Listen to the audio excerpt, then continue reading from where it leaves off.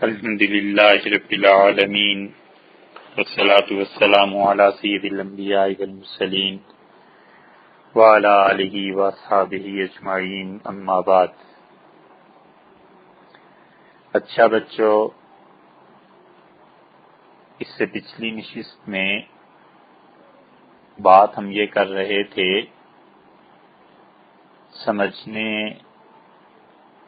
مراد اپنا آپ ہے، اور جس کو بھی دلچسپی ہو اس موضوع سے ان کے بھی سمجھنے کے لیے کہ حضور صلی اللہ علیہ وسلم کی آخری نماز مسجد نبوی میں کیا تھی، اور وہ احادیث آپ کے سامنے ذکر کی تھیں، سیرت کی کتابوں سے بھی حوالے دیے تھے، جس میں آیا ہے کہ ان النبی صلی اللہ علیہ وسلم وجد من نفسه خفة، حضور صلی اللہ علیہ وسلم نے اپنے جسم مبارک میں مرض کی کمی محسوس فرمائی، فخرج بین رجلین، اور دو آدمیوں کے کندھوں پر ہاتھ رکھ کے مسجد نبوی تشریف لے گئے، اور ایک حضرت عباس رضی اللہ عنہ تھے، اور امام بخاری رحمۃ اللہ علیہ نے بتایا کہ لصلاۃ الظہر، ظہر کی نماز کے لیے، اور حضرت بکر رضی اللہ عنہ لوگوں کو نماز پڑھا رہے تھے، فلما رآہ ابو بکر ذهب لیتأخر، حضرت ابو بکر رضی اللہ عنہ نے جب دیکھا تو رسول اللہ صلی اللہ علیہ وسلم کو دیکھ کر پھر پیچھے ہٹنے لگے، تو اشارہ فرمایا حضور صلی اللہ علیہ وسلم نے، اور ارشاد فرمایا جو دو آدمی ساتھ تھے، یعنی حضرت عباس اور حضرت علی رضی اللہ عنہما، کہ جلسانی الی جنبہ، مجھے ابو بکر رضی اللہ عنہ کے پہلو میں بٹھا دو، تو حضور صلی اللہ علیہ وسلم حضرت ابو بکر رضی اللہ عنہ کی بائیں طرف بیٹھ گئے، اور صحیح بخاری کے الفاظ یہ ہیں کہ حضرت ابو بکر رضی اللہ عنہ نے نماز پڑھائی، اور اس حالت میں جبکہ وہ کھڑے تھے، اور حضور صلی اللہ علیہ وسلم جب تشریف لائے تو حضرت ابوبکر رضی اللہ عنہ رسول اللہ صلی اللہ علیہ وسلم کی نماز کو دیکھتے تھے، اور جو لوگ پیچھے تھے وہ حضرت ابوبکر رضی اللہ عنہ کی نماز کو دیکھتے تھے، اور رسول اللہ صلی اللہ علیہ وسلم بیٹھے ہوئے تھے۔ اور ابن ماجہ وغیرہ کی روایات سے یہ بات بھی سامنے آ گئی تھی کہ رسول اللہ صلی اللہ علیہ وسلم نے وہیں سے قرات شروع کی جہاں پہ حضرت ابوبکر رضی اللہ عنہ نے قرات کو چھوڑا تھا۔ تو جو بات عرض کرنے کی تھی اس میں بھی عرض کی تھی کہ یہ حدیث ایسی ہے جس کا ایک ایک راوی صحیح ہے، اور حضور صلی اللہ علیہ وسلم نے قرات وہیں سے شروع کی جہاں انہوں نے، یعنی حضرت ابوبکر رضی اللہ عنہ نے چھوڑی تھی، تو حضرت صلی اللہ علیہ وسلم کی، اس کا مطلب یہ ہے کہ یہ رکعت بغیر فاتحہ کے تھی، اور اس لیے اگر یہ کہا جائے کہ حضور صلی اللہ علیہ وسلم کی بھی یہ نماز اور یہ رکعت نہیں ہوئی تھی الیاذ باللہ، تو پھر یہ کہنے والے جانے، اور یہ کوئی نہیں کہہ سکتا۔ اگر ان کی بھی نماز نہیں ہوئی تھی تو پھر امت میں کسی کی بھی نماز نہیں ہوئی۔ اس لیے یہ دعویٰ کرنا کہ ہر رکعت میں نماز پڑھی جائے، فاتحہ پڑھی جائے، یہ بات درست نہیں ہے۔ صحیح احادیث جو اقوال تھے ان کی بھی دلائل دے دیے، اور افعال کے اعتبار سے حضور صلی اللہ علیہ وسلم کا آخری فعل نماز میں کیا تھا کہ آخری باجماعت نماز بغیر سورہ فاتحہ کے بھی درست اور صحیح ہوئی، اور یہی جمہور کا مسلک ہے۔ اور رسول اللہ صلی اللہ علیہ وسلم کے اس آخری فعل کے حق اور درست ہونے میں کس کو شبہ ہے؟ کیونکہ اس کے بعد حضور صلی اللہ علیہ وسلم کا یہ فعل کینسل نہیں ہوا، منسوخ نہیں ہوا۔ تو جو لوگ یہ کہتے ہیں کہ ہر رکعت میں فاتحہ کا پڑھنا واجب اور ضروری ہے، اس کے بغیر نماز ہی نہیں ہوتی، بغیر کسی بحث مباحثے اور مناظرے کے، کہ ہم لوگوں کا یہ مزاج ہے ہی نہیں اور دنیا میں اور بتیرے کام ہیں ابھی کرنے کے، انہیں اللہ کا خوف دل میں رکھ کے اس فتوے پر نظر ثانی کرنی چاہیے کہ جو شخص امام کے پیچھے ہر رکعت میں فاتحہ نہ پڑھے اس کی نماز ختم ہے، کل عدم ہے، بیکار ہے، باطل ہے، اور جب نماز نہیں ہوتی تو اس کا نکاح ٹوٹ جاتا ہے، اور نکاح جب ٹوٹ گیا تو بیوی نکاح سے نکل گئی، لہٰذا یہ سارے جتنے مقلدین ہیں سب کے سب مشرک ہیں۔ حضور صلی اللہ علیہ وسلم کے اس آخری عمل کے پیش نظر یہ فتویٰ اور یہ گفتگو کتنی بے باکی اور جسارت پر مبنی ہے، اللہ درگزر فرمائے۔ اس قسم کی زبان نہیں استعمال کرنی چاہیے۔ ہمیشہ یاد رکھنا چاہیے کہ ائمہ مجتہدین کے آپس کے اختلافات میں جو حلال اور حرام کی بحث ہوتی ہے، اس کو ماننے یا نہ ماننے سے کوئی بھی آدمی اسلام سے نہیں نکل جایا کرتا۔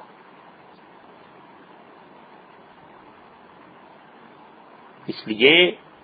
جو لوگ بھی اتنے شدت پسند ہیں کہ وہ اپنے مخالفین کو یا اپنے مسلک سے اختلاف کرنے والوں کو اتنی رعایت بھی نہیں دے سکتے کہ وہ کم سے کم یہ کہہ دیں کہ ٹھیک ہے یہ بھی ایک مسلک ہے اور وہ بھی ایک مسلک ہے، ہماری نماز بھی ہو جاتی ہے، ان کی نماز بھی ہو جاتی ہے، ہم فاتحہ پڑھتے ہیں لہٰذا زیادہ اچھی ہوتی ہے، وہ نہیں پڑھتے ان کی کم اچھی ہوتی ہے۔ جو اتنی گنجائش اور اس بات کے لیے بھی تیار نہیں ہیں، اور دوسری طرف بھی کہ جو لوگ کہتے ہیں جو فاتحہ پڑھے گا اس کی نماز ہی باطل اور کالعدم ہے، جو اتنی گنجائش بھی دینے کو تیار نہیں کہ جو کہے کہ ہم فاتحہ نہیں پڑھتے لہٰذا ہماری نماز بہتر ہے بنسبت اس کے جو فاتحہ کو پڑھتا ہے۔ تو یہ جو دونوں طرف شدت پسندی ہے اسے چھوڑ دینا چاہیے۔ لوگوں کو اسلام کی وہ تعلیمات ان سے روشناس کرانا چاہیے جو آج زمانے میں ہیں اور جو آج کے زمانے کا تقاضا ہے۔ کب تک آخر لوگ ان فضول قسم کے مباحث میں پڑے رہیں گے کہ تم ایسے اور ہم ایسے؟ نتیجہ اس کا یہ نکلتا ہے کہ لوگ دین کو چھوڑ دیتے ہیں اور ہماری اگلی نسلیں یہ صاف طور پر گمراہی میں جا رہی ہیں۔ اس کی فکر کرنی چاہیے، اس قسم کی مباحث کو ترک کر دینا چاہیے۔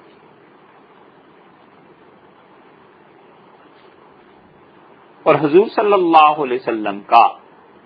آخری فعل یہ آپ نے دیکھ لیا جو اس حدیث میں آیا ہے کہ آپ کی آخری نماز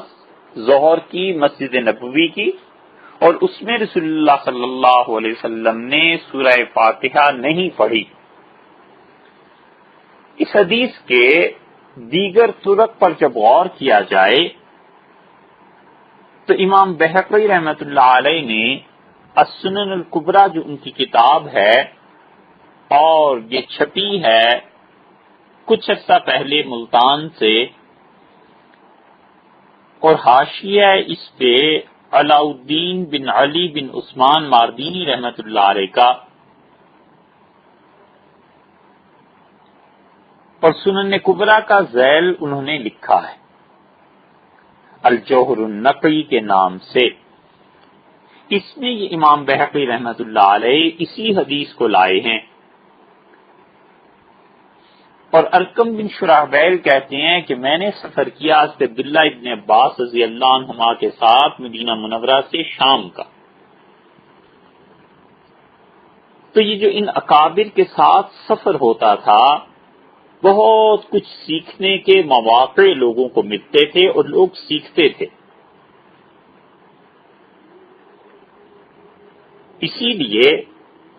ان تابعین کی، تبع تابعین کی، بڑے لوگوں کی رحمہم اللہ یہ جستجو ہوتی تھی کہ کسی بڑی شخصیت کا سفر ہو تو یہ ان کے ساتھ رہیں تاکہ سفر میں سیکھیں، وقت مل جاتا تھا۔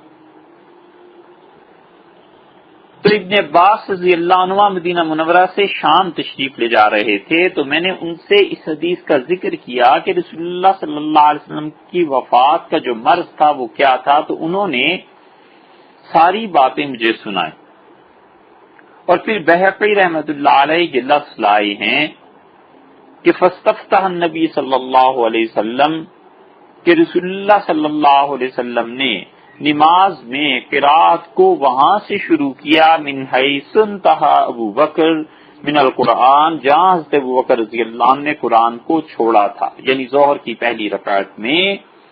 وہیں سے آپ نے قرات شروع فرما دی۔ اس کے حوالے پہلے بھی گزر چکے، اور حضرت ابو بکر رضی اللہ عنہ پڑھے تھے، اور اسی میں پھر آگے کہتے ہیں چل کے روایت میں وما قضى رسول اللہ صلی اللہ علیہ وسلم الصلاۃ، اور رسول اللہ صلی اللہ علیہ وسلم نے ابھی نماز نہیں پوری کی تھی، یہاں تک کہ آپ کی طبیعت ثقل جداً، بہت زیادہ بوجھ پڑ گیا، بیماری ایک دم سے بڑھ گئی۔ بالکل ٹھیک ہے،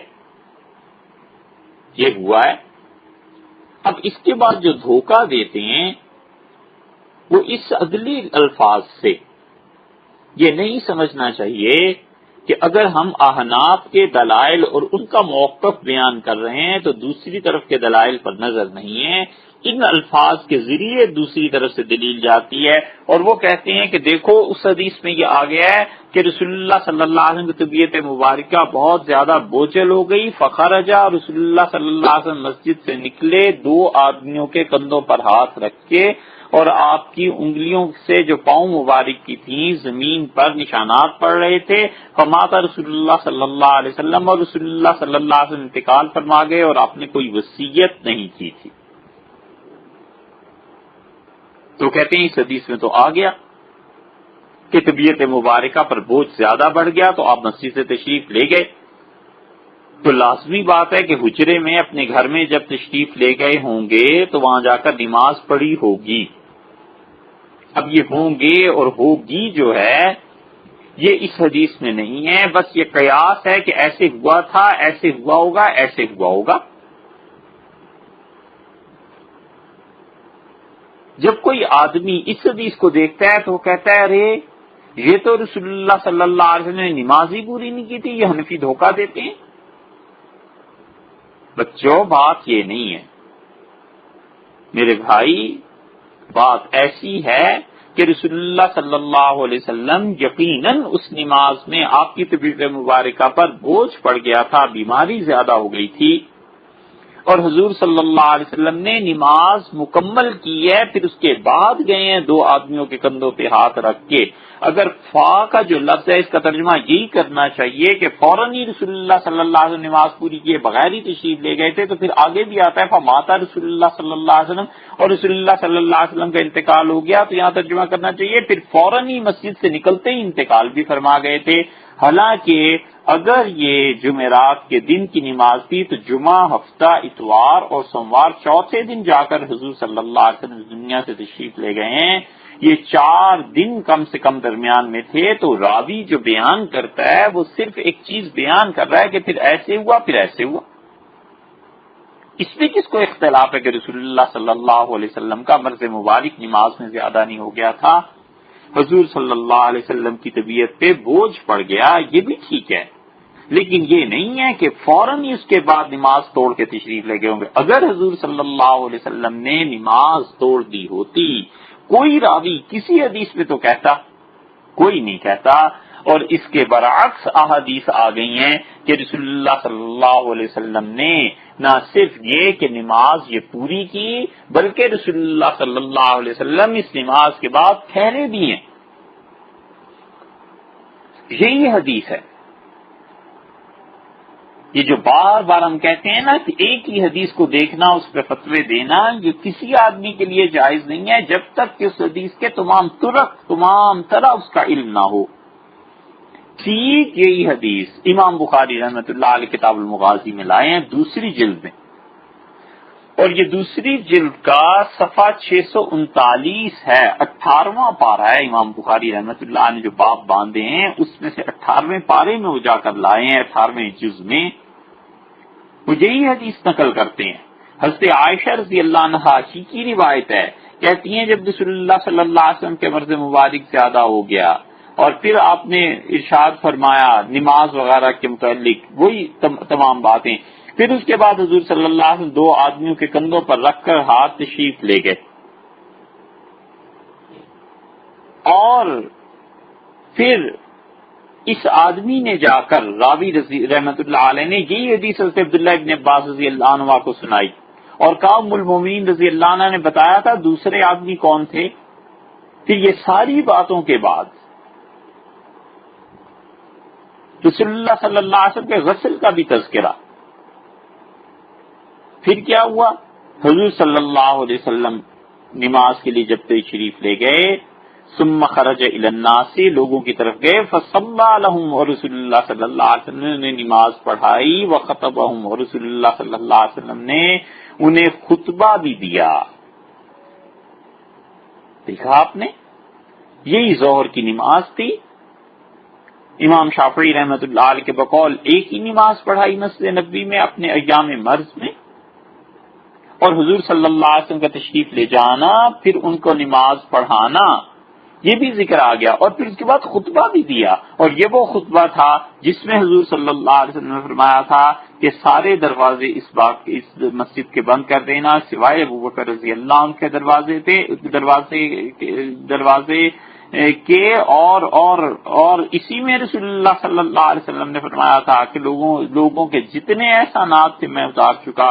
سوائے حضرت ابوبکر رضی اللہ عنہ کے احسانات کے. اور حضور صلی اللہ علیہ وسلم نے بڑے صاف اور واضح لفظوں میں اس خطبے میں حضرت ابوبکر رضی اللہ عنہ کے افضل ہونے اور سیدنا ابوبکر رضی اللہ عنہ کے اعلیٰ ہونے پر ارشاد فرما دیا تھا. وہ جو اقبال نے کہا ہے نا امن الناس پر مولا ایما، وہ میرے مولا میرے آقا حضور صلی اللہ علیہ وسلم پہ سب سے زیادہ احسان کرنے والے ابوبکر رضی اللہ عنہ. وہ انہی روایات میں آتا ہے کہ ابوبکر رضی اللہ عنہ کے متعلق رسول اللہ صلی اللہ علیہ وسلم امن الناس علیہ، لوگوں سب سے زیادہ مجھ پر احسان کرنے والا کہ یہ ہے ابوبکر رضی اللہ عنہ. یہ ہے وہ خطبہ. اس خطبے کے بعد رسول اللہ صلی اللہ علیہ وسلم تشریف لے گئے ہیں 2 آدمیوں کے کندھوں پہ ہاتھ رکھ کے، جیسے تشریف آوری ہوئی تھی تشریف بری بھی ویسے ہی ہو گئی، اور حضور صلی اللہ علیہ وسلم کا اس کے بعد انتقال ہو گیا. یہی روایت پھر امام بخاری رحمۃ اللہ علیہ تیسری جگہ لے آئے ہیں آگے چل کے 23ویں پارے میں 23ویں جز میں، اور صفحہ اس کا 851 ہے دوسری جلد میں. پھر وہی امام بخاری رحمۃ اللہ نے ساری روایت نقل کرنے کے بعد کہتے ہیں وخرج الی الناس اور حضور صلی اللہ علیہ وسلم لوگوں کی طرف تشریف لے گئے اور جا کر نماز پڑھائی وخطبہم اور حضور صلی اللہ علیہ وسلم نے لوگوں کو خطبہ دیا. یہ وہی خطبہ ہے جس میں آپ نے ارشاد فرمایا تھا کہ اللہ تعالی نے مجھے اپنا خلیل اپنا خاص دوست چن لیا، اور اگر میں کسی کو اپنا دوست ایسا خاص دنیا میں بناتا تو ابوبکر رضی اللہ عنہ کو بناتا. سیدنا ابوبکر رضی اللہ عنہ کے فضائل میں یہی حدیث امام بخاری رحمۃ اللہ علیہ لائے ہیں، اور وہاں بھی وہ یہی کہتے ہیں کہ رسول اللہ صلی اللہ علیہ وسلم نے خطبہ دیا. اس لیے ہم کہتے ہیں کہ یہ خطبے جو حضور صلی اللہ علیہ وسلم کے جس کا تذکرہ ہے کہ آپ نے خطبہ دیا یہ آخری نماز کے بعد کا خطبہ ہے. اس لیے بیہقی رحمۃ اللہ علیہ کی اس روایت سے یہ استدلال کرنا کہ رسول اللہ صلی اللہ علیہ وسلم نے نماز توڑ دی اور پھر تشریف لے گئے تھے، کہیں ایک جگہ بھی آتا ہے کہ آپ پورے ذخیرہ حدیث میں کہ حضور صلی اللہ علیہ وسلم نے نماز مکمل نہیں کی تھی اور یوں ہی تشریف لے گئے. اس کا کون منکر ہے کہ حضور صلی اللہ علیہ وسلم کی طبیعت مبارکہ پر بوجھ نہیں ہو گیا تھا؟ یہ یقیناً ہو گیا تھا، لیکن حضور صلی اللہ علیہ وسلم کی نماز مکمل نہیں ہوئی تھی، یہ کہیں بھی نہیں ہے، اور نماز کی تکمیل، اس کے بعد خطبہ، یہ سب چیزیں آ گئی حدیث میں۔ اس لیے اس حدیث پر کیا آخر اعتراض رہ جاتا ہے؟ جب اس پہ کوئی مفل نہیں پاتے تو پھر وہ چل پڑتے ہیں کہ اس حدیث کے راوی فلاں ہیں اور فلاں راوی میں یہ بات آ گئی ہے، فلاں راوی میں یہ بات آ گئی ہے۔ اس میں شبہ نہیں ہے کہ روات کی بحث بہت دقیق اور بہت بڑا علم ہے جو محدثین نے لکھا ہے، تحریر کیا ہے، کتابوں کی کتابیں اس پہ لکھی گئی ہیں، لیکن یہ کام کرنے لگنا کہ احادیث جو مسلمہ طور پر امت میں ثابت شدہ ہیں اور وہ ائمہ جن کے متعلق امت میں طے شدہ بات ہے کہ یہ لوگ کسی صورت بھی جھوٹ نہیں بولتے تھے، غلط چیزیں نہیں تھیں، ان کو جرح میں لے آنا اور ان کو کٹہرے میں کھڑا کر کے یہ کہنا کہ فلاں آدمی ایسا فلاں آدمی ایسا ہے، یہ بات غلط۔ اسی وجہ سے حدیث کے سارے ذخیرے کا پر اعتماد اٹھا دیا جاتا ہے اور راہ ملتی ہے ان کو جو لوگ حدیث کا انکار کرتے ہیں۔ یاد رکھیے، صرف حدیث اور صرف یہ کہنا کہ جو حدیث میں آیا ہے ہم اسے ہی مانتے ہیں اور باقی پوری امت سے صرف نظر کر لینا، یہ موقف درست نہیں ہے۔ بہرحال امت کو ساتھ ہی لے کر چلنا ہے۔ 13 صدیاں یہ امت گمراہی کی قائل نہیں رہی۔ حنفی اگر ظہر اور عصر میں فاتحہ پڑھنے کے قائل نہیں ہیں تو مغرب عشاء اور فجر میں تو باقی ائمہ بھی قائل نہیں ہیں۔ امام مالک اور امام احمد ابن حنبل رحمۃ اللہ علیہ وغیرہ کا آپ کیا کریں گے؟ اگر آپ یہ کہیں کہ ان میں بھی فاتحہ پڑھنی ہے اور نماز نہیں ہوتی تو یہ 13 صدیوں تک کی امت کیا کرتی رہی ہے؟ انہیں حدیث کی کچھ اطلاعات نہیں ملی۔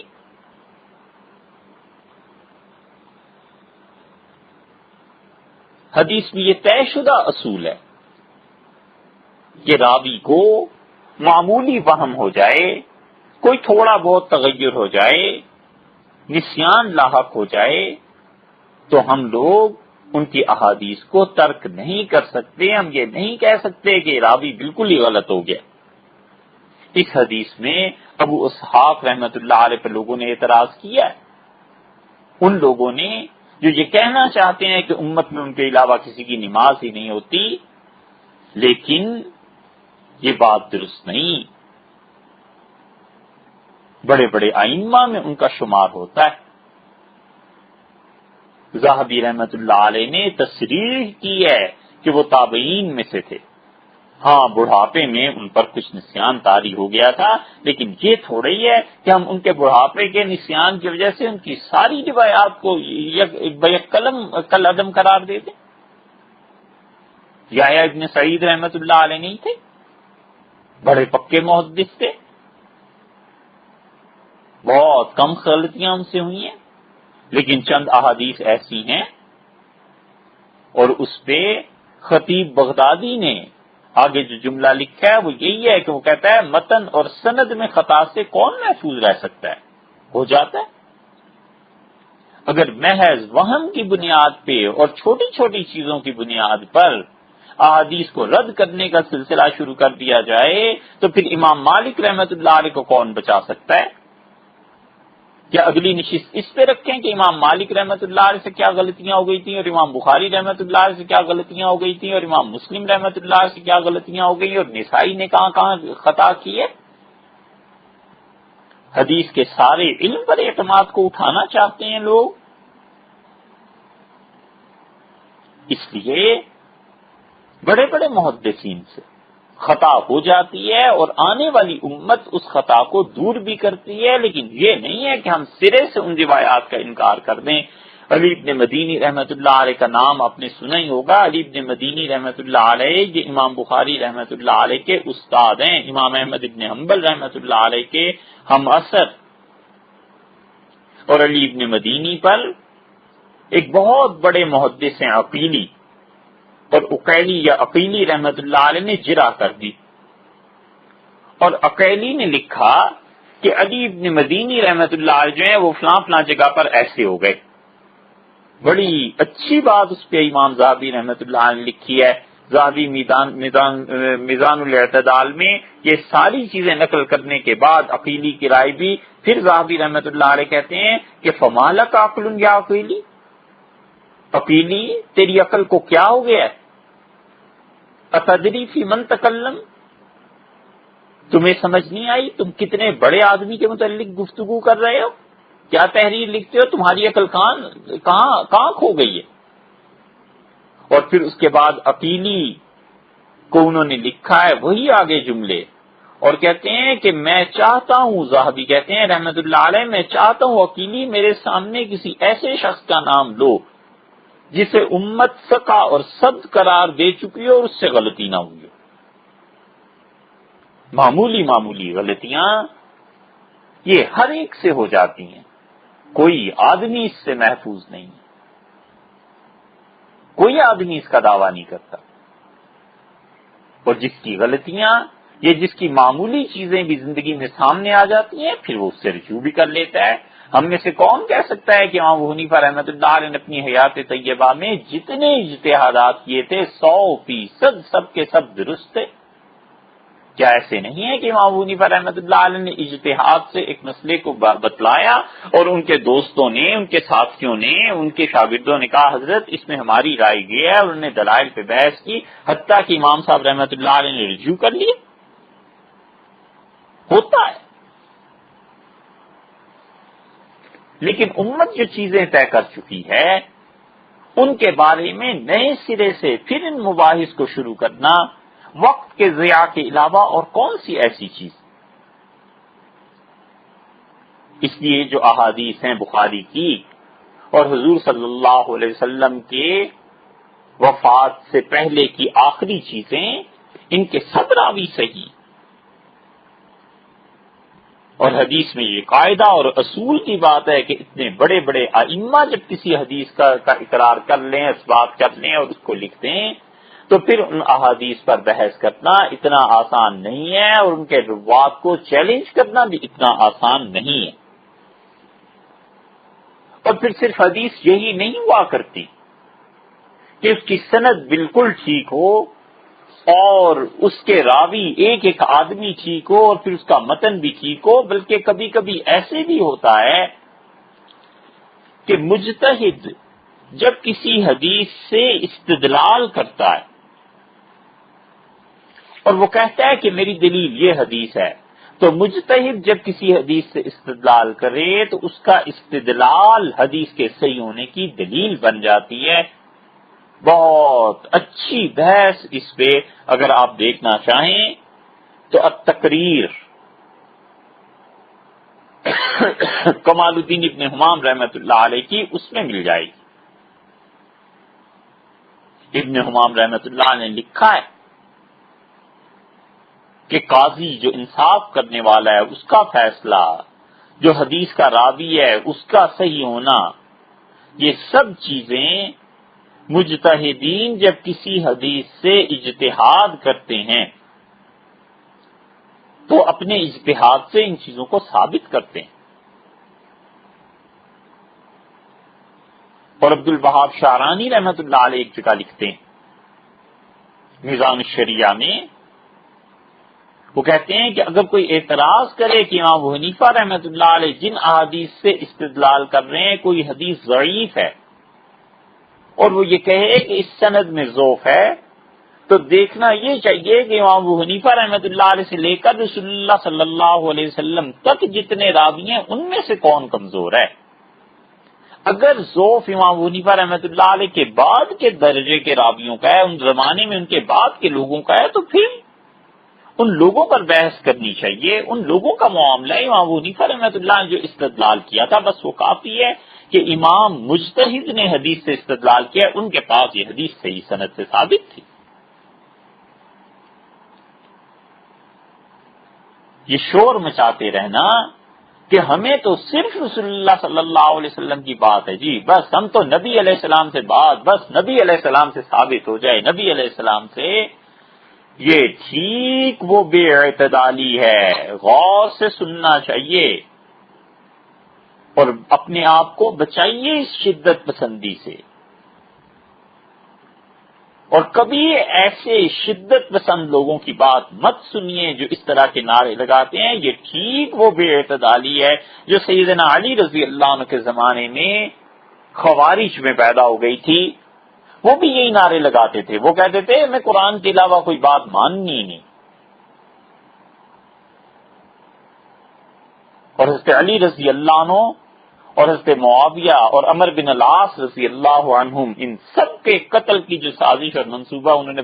بنایا تھا، اس کی بنیاد کیا تھی؟ اس کی بنیاد یہی بات تھی کہ وہ کہتے تھے تینوں کافر ہو گئے ہیں کیونکہ یہ تینوں قرآن کو نہیں مانتے اور ہم قرآن کو مانتے ہیں۔ اور یہ اس شخص کے متعلق کہہ رہے تھے جس کے متعلق رسول اللہ صلی اللہ علیہ وسلم نے ارشاد فرمایا تھا کہ من کنت مولاہ، میں جس کا آقا اور والی ہوں، یہ میرے علی رضی اللہ عنہ اس کے آقا اور والی ہیں۔ جس کا میں مولا ہوں، علی اس کے مولا ہیں رضی اللہ عنہ۔ اور اس سے عمر رضی اللہ عنہ نے کہا کہ علی مبارک ہو،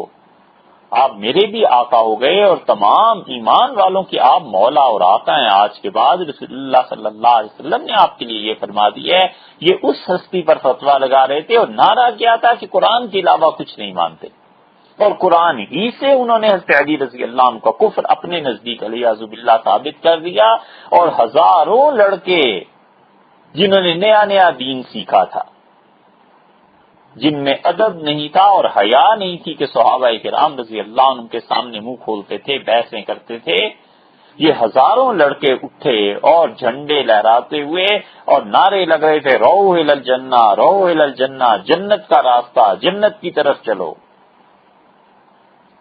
اور جا رہے تھے حضرت علی رضی اللہ عنہ سے لڑنے کے لیے۔ اور سیدنا علی رضی اللہ عنہ کے مقابلے میں یہ لڑے اور ناکام ہوئے،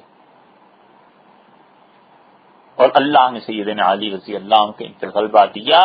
اور امیر المومنین رضی اللہ عنہ نے اچھی طرح ان کی خبر لی۔ یہ ٹھیک وہ بے اعتدالی جو خوارج کی تھی، آج پھر وہی بے اعتدالی ہے۔ ہر آدمی بچہ بھی اٹھ کے کہتا ہے حدیث حدیث حدیث، رسول اللہ صلی اللہ علیہ وسلم کے علاوہ تو جی ہم کسی کو مانتے ہی نہیں ہیں۔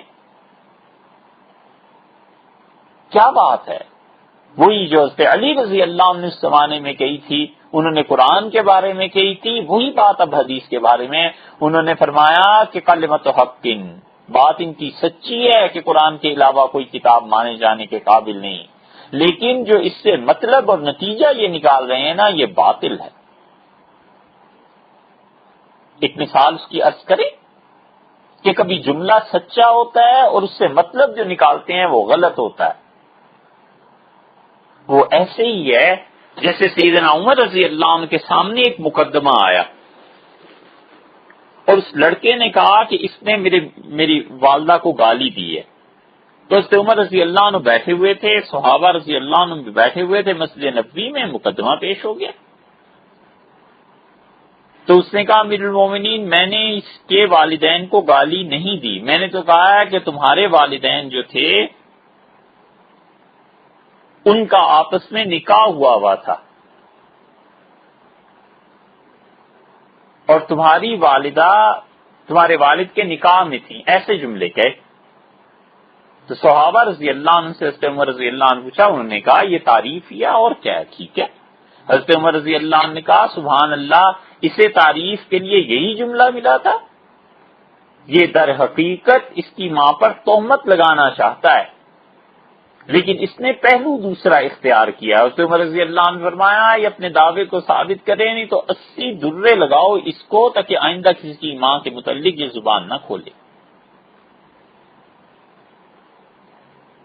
بات بظاہر اس کی حق تھی، لیکن وہ جو کچھ کہہ رہا تھا نا، وہ سیدنا عمر رضی اللہ عنہ سمجھ گئے۔ اس لیے فتنے شروع ہوتے ہیں اس سے کہ بات صحیح کی جاتی ہے اور اس سے مراد غلط ہوتی ہے۔ اگر کسی کا موقف اس بات سے ثابت ہوتا ہے کہ آدھا گلاس بھرا ہوا ہے تو دوسرا یہ تسلیم نہیں کرتا کہ آدھا گلاس بھرا ہوا ہے، وہ فتنہ پھیلانا چاہتا ہے، وہ کہتا ہے آدھا خالی ہے بات سچی، لیکن وہ آدھا خالی کہہ کے وہ آدھے بھرے ہوئے کے حق کو ضبط کرنا چاہتا ہے۔ بس اسی طرح یہ نعرہ ہے، ہمیں تو حدیث کے علاوہ جی رسول اللہ صلی اللہ علیہ وسلم کے علاوہ تو کسی کی بات ہی نہیں سننی، ہمیں تو بس نبی صلی اللہ علیہ وسلم کی بات ہی، ہم تو بس اسی کے قائل ہیں۔ کیا لوگ صحیح جملہ بول کر اس سے غلط معنی لینا چاہتے ہیں تاکہ پچھلی پوری امت کو گمراہ قرار دیں؟ صرف یہی کافی نہیں ہے کہ حدیث کی سند ٹھیک ہو اور متن ٹھیک ہو، جب مجتہدین حدیث سے استدلال کرتے ہیں تو خود حدیث کے صحیح ہونے کی ایک دلیل بن جاتی۔ اہل علم حتیٰ کہ عمل کر لیتے ہیں کسی ضعیف حدیث پہ تو وہ تقویت کا باعث بن جاتی ہے۔ کون نہیں جانتا کہ صلاۃ التسبیح کی حدیث پر بحث ہوئی ہے، کہ یہ جو صلاۃ التسبیح پڑھی جاتی ہے نماز تسبیح، یہ کس حدیث سے ثابت ہے؟ بڑے بڑے ائمہ نے لکھا ہے کہ یہ حدیث ثابت نہیں اور صلاۃ التسبیح نام کی کوئی نماز شریعت میں نہیں، لیکن حاکم نشاپوری رحمت اللہ علیہ نے اس پہ جو کچھ لکھا ہے، حاکم کہتے ہیں کہ اتباع تابعین سے لے کر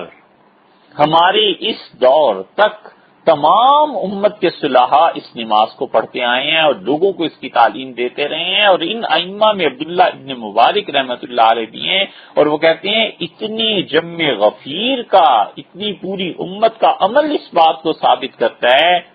کہ اس کی حدیث میں اصل ہے۔ حاکم نشاپوری رحمت اللہ علیہ نے اس سے استدلال کیا مستدرک میں، وہ کہتے ہیں یہ حدیث صحیح ہے اور یہ صلاۃ التسبیح پڑھنی چاہیے، کیونکہ عبداللہ ابن مبارک رحمت اللہ علیہ پڑھتے رہے ہیں، پوری امت اس کو پڑھتی رہی ہے، ہم کیسے آج کہہ سکتے ہیں کہ یہ حدیث یہ نمازی سرے سے نہیں ہے؟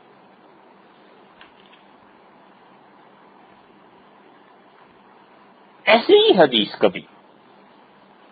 امت جب اسے قبول کر لیتی ہے تو وہ صحیح ہو جاتی ہے۔ حدیث کی صحت کے بہت معیار ہیں،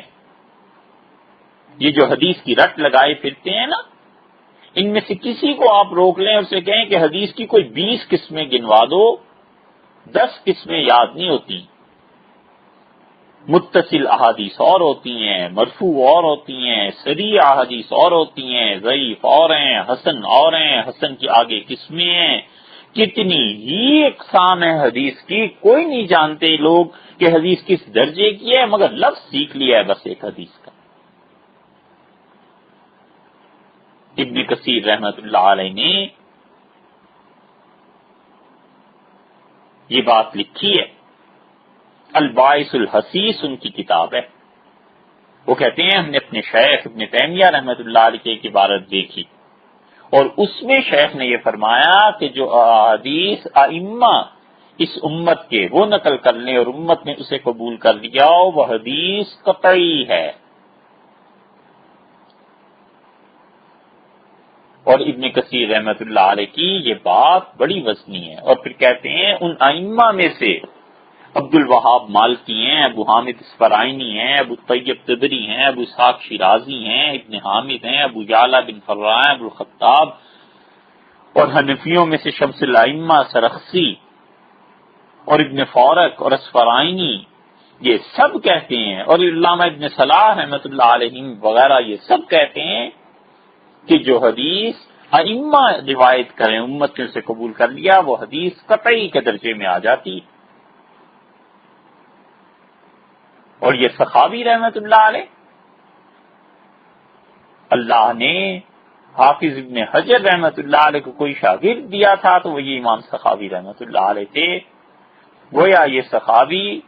زبان ہے حافظ ابن حجر رحمت اللہ علیہ کی، سخاوی نے اس کی تصریف کی ہے، اور انہوں نے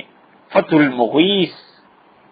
جو الفیہ کی شرح یا حاشیہ لکھا ہے اس میں وہ کہتے ہیں کہ جب امت کسی حدیث سے ضعیف کو بھی قبول کر لے، یعنی احکامات میں فضائل کی بات نہیں ہو رہی، تو صحیح مذہب کے مطابق اس پر عمل کیا جائے گا اور وہ حدیث متواتر حدیث بھی بن سکتی ہے۔ اور پھر وہ کہتے ہیں امام شافعی رحمۃ اللہ علیہ نے فرمایا کہ جس حدیث میں یہ آیا ہے کہ رسول اللہ صلی اللہ علیہ وسلم نے فرمایا وارث کے لیے وصیت کا حق نہیں ہے، یہ حدیث ثابت نہیں، لیکن اس حدیث پر سب نے عمل کر دیا۔ اور امام شافعی رحمۃ اللہ علیہ نے اتنی بڑی بات یہ کہی ہے جسے صحابی نے نقل کیا ہے، حتی جعلوه ناسخا بآیت الوصیہ، یہاں تک کہ ہم قرآن کریم میں جو آیت وصیت ہے اس کو منسوخ مانتے ہیں اس حدیث کی وجہ سے جو پوری امت نے قبول کر لی ہے، حالانکہ یہ حدیث ثابت نہیں ہے۔ خود امام شافعی رحمۃ اللہ علیہ سے کو کیوں نہ دیکھیں کہ انہوں نے کیا لکھا ہے۔ الرسالہ امام شافعی رحمۃ اللہ علیہ کا خط ہے جو انہوں نے اہل مکہ کے نام لکھا تھا،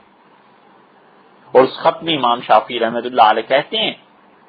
کہ شام والے ایسی روایات نقل کرتے ہیں احادیث کی جو ثابت نہیں ہے، اور بعض راوی مجہول ہیں، اور ہم نے اس کو حضور صلی اللہ علیہ وسلم سے روایت کیا ہے، یعنی حجازیوں نے، مکہ اور مدینہ منورہ کے لوگوں نے، وہاں کے محدثین نے، اور جو شامی اس کی روایت لاتے ہیں ہم اس کو نہیں مانتے۔ اور پھر کہتے ہیں کہ اجماع ہے امت کا اس بات پر کہ جو احادیث ایسی ہیں جن میں صفات ایسی ہوں جن کی وجہ سے حدیث نہیں مانی جا سکتی، پھر بھی ہم اسے قبول کر لیں گے بشرطے کہ امت نے اسے قبول کر لیا ہو۔ اور رسول اللہ صلی اللہ علیہ وسلم نے فرمایا کہ وارث کے لیے وصیت کرنا جائز نہیں ہے، تو کہتے ہیں الرسالہ میں کہ یہ حدیث اگرچہ ثابت نہیں ہے مگر امت نے اسے قبول کر لیا تو ہم اسے قبول کرتے ہیں۔ وَإِجْمَاعُ الْعَامَّةِ عَلَى الْقَوْلِ بِهِ، چونکہ تمام علماء نے اس حدیث کو قبول کر لیا، اس روایت کو، اس لیے ہم اس پر کوئی جرح کوئی بحث نہیں کرتے۔ یہ امام شافعی رحمۃ اللہ علیہ کی کتاب الرسالہ کی عبارت کا خلاصہ ہے۔ اس لیے یہ بھی دیکھ لینا چاہیے کہ کس حدیث کو ضعیف حدیث فرض کرنے کوئی ہے تو اس کی تقویت کے ذرائع کیا کیا ہوتے ہیں۔ یہ تو چند ایک باتیں، 2-3 باتیں، 4 باتیں آپ سے عرض کر دی ہیں، وگرنہ اس سے بھی زیادہ باتیں ہیں جو احادیث میں آئی ہیں۔ حدیث پورا فن ہے، اسے پڑھنے کے بعد پتہ چلتا ہے کہ کسی ضعیف حدیث کو بھی ضعیف کس بنیاد پر قرار دیا جائے گا۔ ایسے تھوڑا ہی ہے کہ جو جس کے جی میں آئے کہہ دے اور اسے مان لیا جائے۔ اور یہ جو حدیث آئی ہے کہ رسول اللہ صلی اللہ علیہ وسلم نے قرات وہیں سے شروع کی جہاں سے حضرت بکر رضی اللہ عنہ نے چھوڑی تھی، اور رسول اللہ صلی اللہ علیہ وسلم نے نماز پوری کی اور خطبہ، یہ مختلف احادیث، اس کا ایک ایک راوی صحیح ہے، پھر بھی یہ کہتے رہنا کہ جو فاتحہ نہ پڑھے اس کی نماز ہی سرے سے نہیں ہوتی، کبھی سوچا نہیں لوگوں نے کہ ان احادیث کا بھی تو پھر انکار ہے۔ اور یہ فعل رسول اللہ صلی اللہ علیہ وسلم کا آخری فعل ہے، اور حنفیوں کے نزدیک ہی نہیں، پوری امت میں ایک طرح کے اصول کی بات ہے کہ ہم دیکھیں گے رسول اللہ صلی اللہ علیہ وسلم کا آخری فعل کسی چیز کے بارے میں کیا تھا۔ نبی کریم صلی اللہ علیہ وسلم نے آخری بات کیا ارشاد فرمائی، اس لیے حدیث میں ناسخ اور منسوخ کا علم ہونا فرض ہے۔ اگر کسی انسان کو حدیث کے ناسخ اور منسوخ کا علم نہیں ہے تو اس انسان کے لیے حدیث پہ بولنا حرام ہے، حرام حرام، گناہ کبیرہ۔ اسے پتہ ہی نہیں ہے کہ رسول اللہ صلی اللہ علیہ وسلم کی کون سی حدیث کس حدیث کو منسوخ کر دیتی ہے، کون سا حکم کس حکم کو کینسل کر دیتا ہے۔ اسی لیے محدثین نے مستقل کتابیں اس موضوع پر لکھی ہیں۔ امام احمد ابن حنبل رحمۃ اللہ علیہ نے لکھا ہے، ابو داؤد نے لکھا ہے رحمۃ اللہ علیہ، اصفہانی لکھتے ہیں، شیبانی لکھتے ہیں، یہ ابن شاہین نے پوری کتاب لکھی ہے ناسخ الحدیث و منسوخ۔ 385 ہجری میں ان کا انتقال ہوا تھا۔ کشیری رحمت اللہ علیہ اس پہ بحث کرتے ہیں، ابو بکر حازمی اس پہ کتاب لکھتے ہیں، ابن جوزی نے لکھا ہے، کتنے لوگ چاہیے، یہ ابو حامد رازی ہیں، ابن حجان ہیں، ہر کوئی اس پہ لکھتا ہے کہ حدیث میں کون سی حدیث کس حدیث سے منسوخ ہو گئی، یہ علم جاننا ضروری ہے۔ ہم اسی لیے کہتے ہیں کہ رسول اللہ صلی اللہ علیہ وسلم کا آخری فعل دیکھو، اور یہ بار بار آیا ہے کتابوں میں، کردری نے بھی لکھا ہے اور لوگوں نے بھی کہ امام ابو حنیفہ رحمۃ اللہ علیہ سے زیادہ ان کے زمانے میں کوئی آدمی اس علم پر بحث نہیں کرتا تھا جتنی وہ جد و جہد اور محنت کرتے تھے، اور کہتے تھے کہ دیکھنا رسول اللہ صلی اللہ علیہ وسلم کا آخری فعل کیا ہے، ایسے نہ ہم حدیث سمجھ کے عمل کرتے رہیں اور رسول اللہ صلی اللہ علیہ وسلم نے اپنے اس حکم کو کینسل کر دیا۔ اس لیے ہم آخری فعل رسول اللہ صلی اللہ علیہ وسلم کی آخری نماز ظہر کی مسجد نبوی کی دیکھ رہے ہیں کہ ہم کہتے ہیں اس میں آپ نے فاتحہ نہیں پڑھی۔ تو حضور صلی اللہ علیہ وسلم کا یہ فعل ان کی تمام پچھلی احادیث کے لیے ناسخ کے طور پر بھی ہے۔ ہم اس حدیث کے ناسخ اور منسوخ ہونے کی بحث آپ سے عرض کریں، حدیث پہ کبھی بات کرنے کا موقع ہو تو پھر عرض کریں آپ سے کہ حدیث کا علم کتنا شاندار علم ہے۔ اب اس موقع پہ ایک بات دیکھیے، مثلاً حدیث میں یہ آیا ہے، حضرت عائشہ رضی اللہ عنہا کی روایت، وہ کہتی ہیں ما دخل علی رسول اللہ صلی اللہ علیہ وسلم بعد العصر قط، رسول اللہ صلی اللہ علیہ وسلم کبھی بھی میرے گھر میں عصر کی نماز کے بعد تشریف نہیں لائے، الا صلی رکعتین، مگر جب بھی آئے ہیں تو 2 رکعتیں ضرور پڑھی ہیں۔ لیں، یہ بھی حدیث آ گئی نا۔ حضرت عائشہ رضی اللہ عنہا نے کیا کہا کہ رسول اللہ صلی اللہ علیہ وسلم میرے گھر میں عصر کی نماز پڑھا کے جب بھی تشریف لائے ہیں 2 رکعتیں پڑھی ہیں، اور یہ سب جانتے ہیں کہ رسول اللہ صلی اللہ علیہ وسلم عصر کی نماز پڑھ کے مغرب تک اپنی تمام بیویوں کے گھروں میں تشریف لے جاتے تھے، پوچھتے تھے حال احوال، تو وہ جتنا بھی وقفہ ہوتا تھا اس میں رسول اللہ صلی اللہ علیہ وسلم سے عائشہ رضی اللہ عنہا کہتی ہیں کہ عصر کی نماز پڑھا کے جب بھی آتے تھے 2 رکعتیں ضرور پڑھتے۔ حضرت عائشہ رضی اللہ عنہا ہی کی دوسری روایت لے لیجئے، اور انہوں نے اپنے بھتیجے سے بھانجے سے ارشاد فرمایا، یبن اختی ہشام بن عروہ، میرے بھانجے، والذی نفسی بیدہ، اس اللہ کی قسم جس کے ہاتھ میں عائشہ رضی اللہ عنہا کی جان ہے، ان ترک رسول اللہ صلی اللہ علیہ وسلم السجدتین، رسول اللہ صلی اللہ علیہ وسلم نے 2 رکعتیں کبھی بھی نہیں چھوڑیں بعد العصر، عصر کی نماز پڑھ کے 2 نفل پڑھتے تھے، میرے پاس جب بھی تشریف آوری ہوتی تھی ہمیشہ 2 رکعتیں پڑھا کرتے تھے۔ ابو عوانہ اپنی مسند میں اس حدیث کو لائیں اور انہوں نے یہ لفظ نقل کیے ہیں کہ ما ترک رسول اللہ صلی اللہ علیہ وسلم رکعتین، رسول اللہ صلی اللہ علیہ وسلم نے عصر کی نماز کے بعد 2 رکعتیں ہمیشہ پڑھی ہیں، کبھی نہیں چھوڑی، حتی توفاہ اللہ، یہاں تک کہ اللہ نے انہیں اپنے پاس بلا لیا۔ اب ان احادیث پہ عمل کرنا شروع کر دیجئے، کل کو عصر کی نماز کے بعد سب کھڑے ہو جایا کرو، مسجد میں 2 رکعتیں پڑھا کرو۔ ابن حبان اس حدیث کو لائیں اور وہ کہتے ہیں، باب دیکھیں ابن حبان نے کیا باندھا ہے، یہ محدث ہے نا، کہتے ہیں ذکر و دوام المصطفیٰ علی الرکعتین، رسول اللہ صلی اللہ علیہ وسلم کا 2 رکعتیں دائماً پڑھنا، دوام، ہمیشہ 2 رکعتیں پڑھنا، فی حیاتہ کلہا، تمام کی تمام زندگی، پوری زندگی رسول اللہ صلی اللہ علیہ وسلم یہ 2 رکعتیں پڑھتے رہیں۔ دارمی اپنی سنن میں اس حدیث کو لے آئے ہیں، امام طحاوی نے شرح معانی الاثار میں نقل کیا ہے، اور ابو داؤد اپنی سنن میں لے آئے ہیں۔ اور مسروق اور اسود یہ معمولی آدمی ہیں، یہ عبداللہ ابن مسعود رضی اللہ عنہ کے علم کے امین، یہ دونوں کہتے تھے کہ ہم قسم کھاتے ہیں اس پہ، کہتے عائشہ رضی اللہ عنہا نے کہا تھا، ما من یومن، کوئی دن ایسا نہیں گزرا میرے گھر میں جب رسول اللہ صلی اللہ علیہ وسلم عصر کی نماز پڑھا کے تشریف لائے ہوں تو آپ نے 2 رکعتیں نہ پڑھی ہوں، 2 نفل آپ ہمیشہ پڑھتے رہیں۔ یہ ابو وائل ہیں، حضرت عبداللہ ابن مسعود رضی اللہ عنہ کے راوی ہیں، وہ کہتے ہیں کہ رسول اللہ صلی اللہ علیہ وسلم 2 رکعتیں پڑھتے تھے ہمیشہ فجر سے پہلے اور عصر کی نماز پڑھا کر، اور اس میں قل یا ایھا الکافرون اور قل ھو اللہ پڑھا کرتے تھے۔ یہ بھی تو احادیث ہی ہیں۔ اور پھر حضرت عمر رضی اللہ عنہ کی بات آ گئی ہے۔ حضرت عمر رضی اللہ عنہ کے دور میں کیا ہوا، وہ گزر رہے تھے، فمر علی تمیم الداری، حضرت تمیم داری رضی اللہ عنہ عصر کی نماز پڑھتے، 2 رکعتیں یہی پڑھ رہے تھے، وَأَنَّ عمر بن الخطاب كَانَ يَنْهَى النَّاسَ عَنْهُمَا، حضرت عمر رضی اللہ عنہ لوگوں کو روکتے تھے، فرماتے تھے عصر کے بعد 2 رکعتیں نہ پڑھنا، اور تمیم داری رضی اللہ عنہ پڑھ رہے تھے تو حضرت عمر رضی اللہ عنہ منع کیا اور کہا تمیم خبردار جو یہ 2 رکعتیں پڑھی، انہوں نے کہا لا اترکہما، میں ہرگز انہیں نہیں چھوڑوں گا عمر، لقد صلیتہما مع من هو خیر منک، جو تجھ سے بھی اچھے تھی نا ہستی یعنی رسول اللہ صلی اللہ علیہ وسلم، میں ان کے ساتھ یہ 2 رکعتیں پڑھا کرتا تھا۔ لیجئے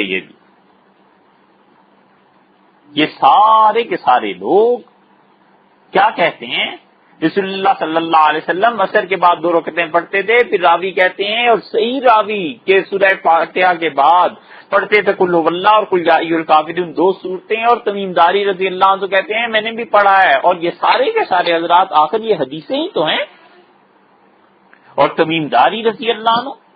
یہ کس درجے کے آدمی تھے، ابن سیرین رحمۃ اللہ علیہ کہتے تھے 1 رکعت میں یہ 1 مرتبہ قرآن پڑھ لیتے تھے، اور مسروق کہتے ہیں میں نے انہیں دیکھا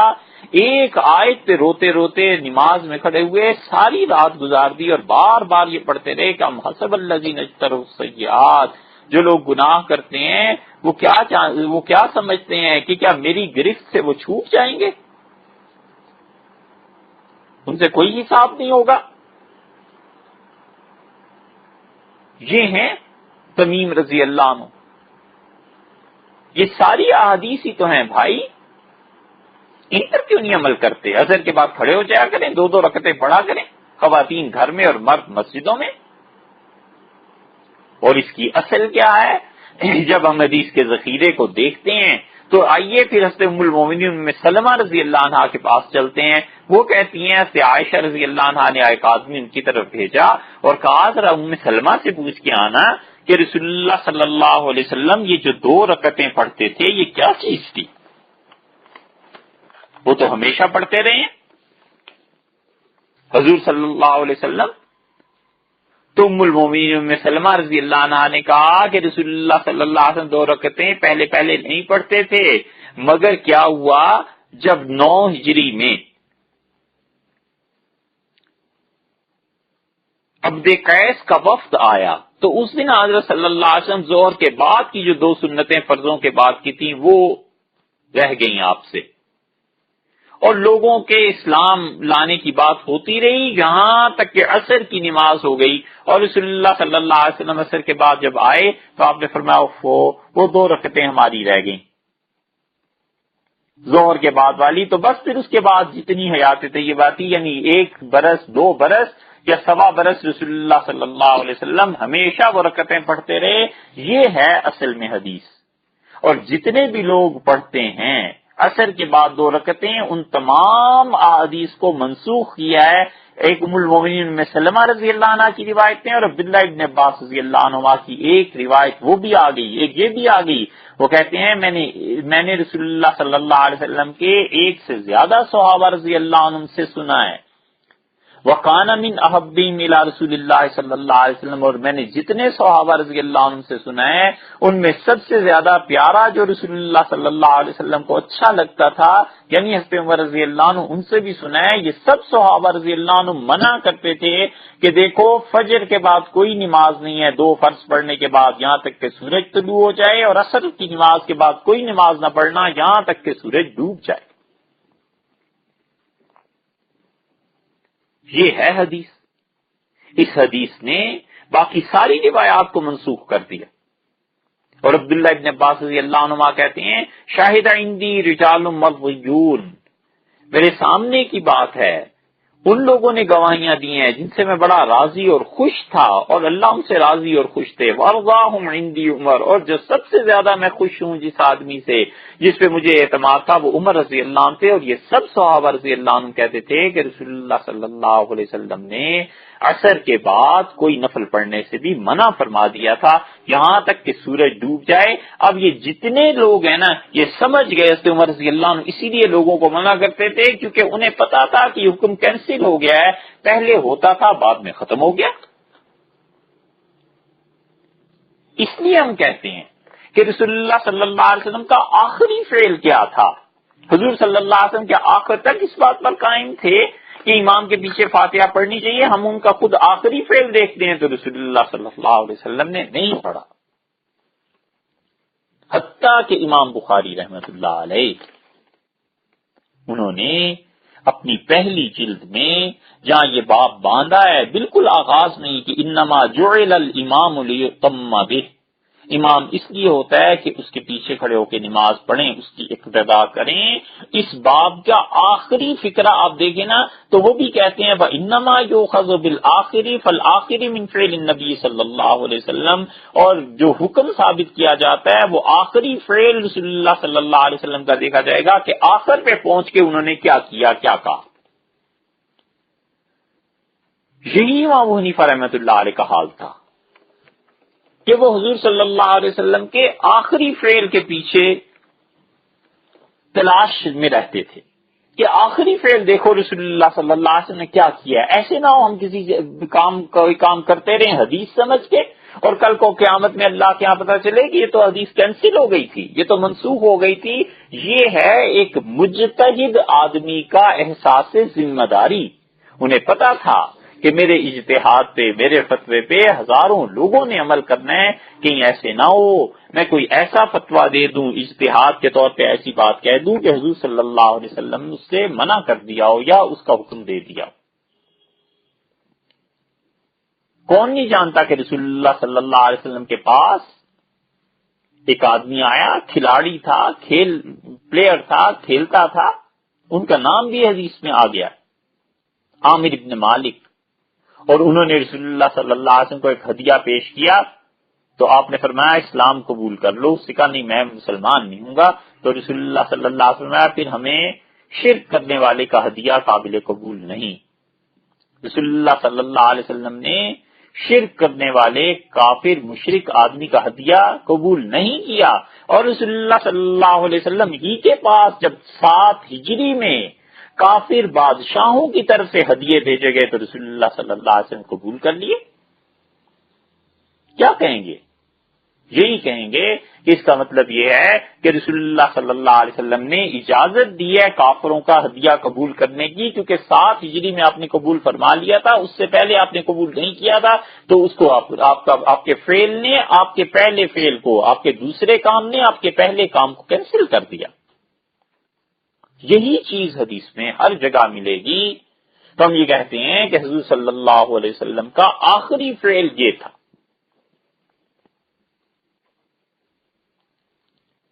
اور جو آخری فعل ہوا کرتا ہے فتویٰ اس پہ ہے تاکہ اس بات سے بچا جائے کہ یہ حدیث منسوخ ہو گئی تھی.